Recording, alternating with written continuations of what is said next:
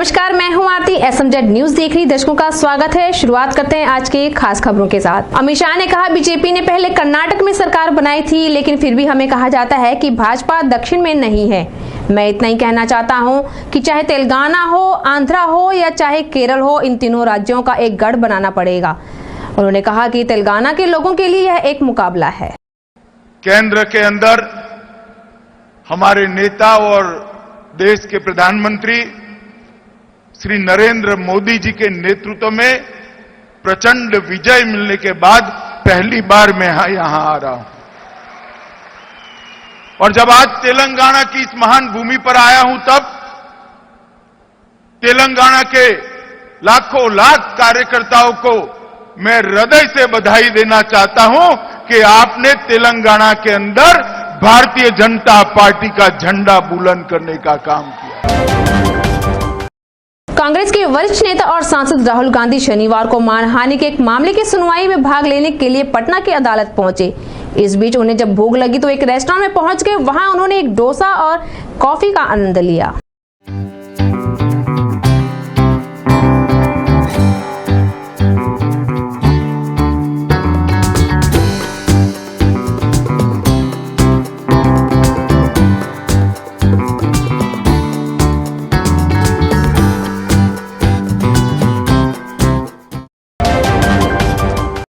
कश्मीर के अलगाववादी नेता अपने बच्चों और परिवार के सदस्यों को विदेश भेजने के चलते सरकार की नजर में आ गए हैं। गृह मंत्रालय ने 200 अलगाववादी नेताओं की लिस्ट जारी की है, जिनके बच्चे ज्यादातर विदेश में पढ़ रहे हैं या फिर नौकरियां कर रहे हैं। Problem is that once they do it, they must also think the same about other people they claim to be representing. They have been frequently calling for shutdown in Kashmir Valley. I think after the data we have with us now, they have forfeited the moral right to call for a shutdown in Kashmir. करनी है तो तनकीद logical होनी चाहिए। किसी agenda से तनकीद करना मुझे लगता है मुनासिब नहीं होता है। हर किसी को हक बनता है कि वो फॉरेन में अपने बच्चों को पढ़ाएं। अगर लोग यहाँ पे बैठे हैं, अगर किसी और पार्टी के लोग हैं, अगर वो अपने बच्चों को बाहर भेजते हैं, मुझे लगता है हुर्रियत वालों को भी अपने बच्चे बाहर भेजने की उसका हक बनता है। मुझे लगता है ऐसी तनकीद शायद करना लाजिम नहीं है। कर्नाटक में कुमारस्वामी सरकार पर संकट के बादल मंडरा रहे हैं। कर्नाटक के विधानसभा में अब तक 11 विधायक इस्तीफा दे चुके हैं। इस्तीफा देने वालों में 8 विधायक कांग्रेस के और 3 विधायक जेएसडी के हैं। बीएस येदियुरप्पा ने कहा कि राजनीतिक हालात के बारे में पता है, मुझे एचडी कुमारस्वामी और सिद्धारमैया को कोई जवाब नहीं देना है। राज्यದ 6.5 ಕೋಟಿ ಜನ ಗಮನಿಸಿದ್ದಾರೆ ನಿಮ್ಮ ಎಲೆಕ್ಟ್ರಾನಿಕ್ ಮೀಡಿಯಾ ಮೂಲಕ। ನಾನು ಒಂದೇ ಮಾತಲ್ಲಿ ಹೇಳಬೇಕು ಅಂದ್ರೆ ಶಿವಕುಮಾರ್ ಅಂತ ಅವರಿಗೆ ಸ್ಪೀಕರ್ ಕೊಠಡಿಗೆ ಹೋಗಿ ಎಲ್ಲರ ಸಮಕ್ಷಮ ರಾಜೀನಾಮೆ ಕೊಟ್ಟಂತ ಒಂದು ಪತ್ರ ಅವನಿಗೆ ಎಷ್ಟೇ ಆತ್ಮೀಯನಿದ್ರೆ ಮುಂಚೆನೆ ಮಾತನಾಡಬೇಕಾಗಿದೆ ಹೊರತು। उत्तराखंड के उत्तरकाशी जिले में गंगोत्री नेशनल पार्क में एक बर्फीला तेंदुआ नजर आया है। ये तेंदुआ खतरे में पड़ी प्रजाति का है। यह तेंदुआ सड़क पर घूम रहा था।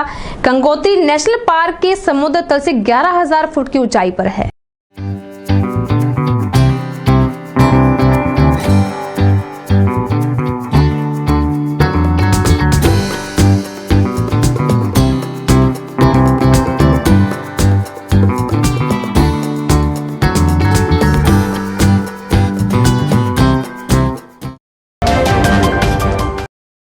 रणबीर के सूत्रों का कहना है कि रणबीर सिंह कपिल देव की तरह दिखने और उनके अवतार में नजर आने के लिए कड़ी मेहनत कर रहे हैं। वह कपिल देव के साथ समय बिताकर उनकी बॉडी लैंग्वेज को जांच कर रहे हैं और उनके पुराने मैच और इंटरव्यू को देखकर रणबीर को अपने किरदार को बेहतर ढंग से समझने और सुधारने का काम कर रहे हैं।